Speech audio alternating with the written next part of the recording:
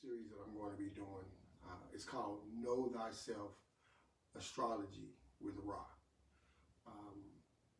Many of you know that I do astrology classes and I do birth chart readings and things like that. And I'm constantly asked questions about why is it important to know your birth chart, or what are some of the things that you can learn from your birth chart. So I decided to go ahead and put together this series of videos. It's going to be on my YouTube channel. I'll also be doing it on Facebook Live and things like that. It's long, so we're going to get right to the point, go in, uncover a couple of things, about each thing that we decide to dive into for that particular video. And then we're going to cut it. So no more than 5 minutes. You can get some information, you get some understanding, and then we're going to move on. And then you'll see each videos pop up every week. I'll probably do them once or twice a week at the most. So hopefully, you can find them educational, find them helpful. If you have any questions, you can always hit me up. I can be reached at my email address at Rahme'el, RAHMEEL, the numeral 1, at hotmail.com. You can send me questions there or requests for chart readings and things like that. I'll be putting up the website. You'll see that on the videos and on my YouTube channel and so on and so forth. So let's get into what we're going to talk about. Today we're going to deal with Venus and Gemini, your love language.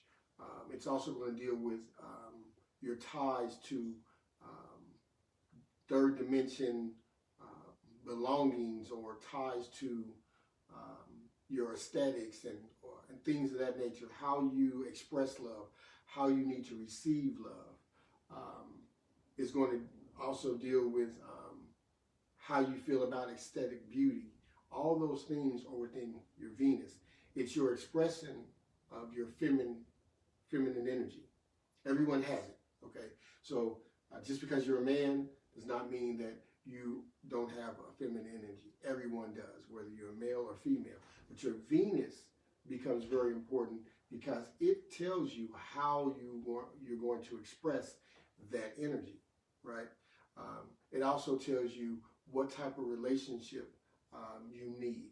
What is your natural attraction to partners, your love language, and things of that nature.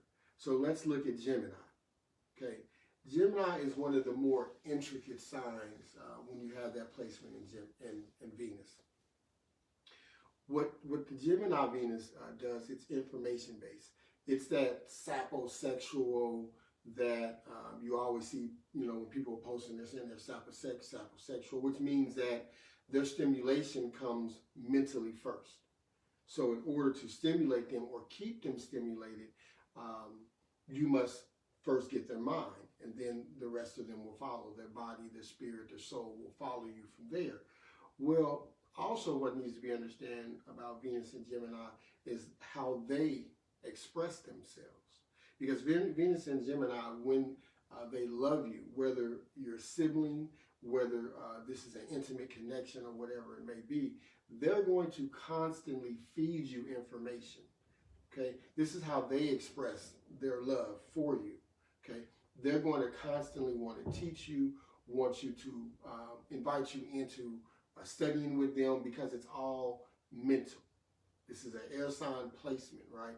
So this is how they'll do it. If you're dating someone who is a Venus and Gemini, it's very important that you understand their intellectual aspect. But also, if you are Venus and Gemini, you need to understand your intellectual aspect also yourself. Because what many Venus and Geminis will do is that they will tend to find themselves attracted to someone initially because of the ability to talk about a few things. Okay, so you meet someone, the conversation is flowing, it's good, and things like that, but you don't know that you have a Venus in Gemini. So 2 weeks, 3 weeks, a month in, the conversations are drying up. You find that the person isn't open to growth. Venus in Gemini needs constant growth. They need to constantly be taking in information. They're constantly changing themselves. and they need a partner who is doing the same. But now you met this person, and you're Venus in Gemini, and the conversation is drying up. You're finding that they're not open to grow. They don't want to talk about certain things. Certain things are off limits. For Venus and Gemini, nothing is off limits in conversation, because this is how they connect. Okay, so when you have this sign, you need to know that this is how you connect. So you cannot afford to start relationships with people who cannot feed that. You must get to know them from an intellectual level first. Find out what they study. Find out what, their capacity for growth, their willingness to grow. Because if you don't, what you would tend to find out is that people who don't have those type of air sign placements may not be as open to growth and information as you are. So you have to be careful there, okay? If you're dating someone who has a Venus in Gemini, you're going to be wasting your time if you're not open to growth, if you're not open to new information, if you can't constantly renew yourself and keep pushing yourself to higher heights with information and things of that nature. It's just not going to work. You're going to find that the relationship gets stale, that the sexual activity dries up, because that person just is not feeling that mental attraction to you. And for Venus in Gemini, if the mental isn't there, nothing else is going to follow. They begin to distance themselves. They don't call as much. They need clear communication. Clear communication is huge for Venus and Gemini. One of the things that a Venus in Gemini has to have is the ability to communicate with you on a high level.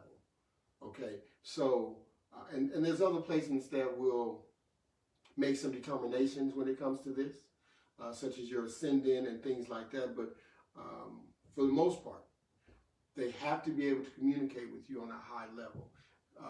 Communication restrictions does not work for them. Okay, not being able to discuss things doesn't work. It's not going to work. It's never going to work. So if you have that Venus in Gemini, don't force it. Don't force it, because you forcing it literally is just pigeonholing you into a spot where you're going to be unhappy.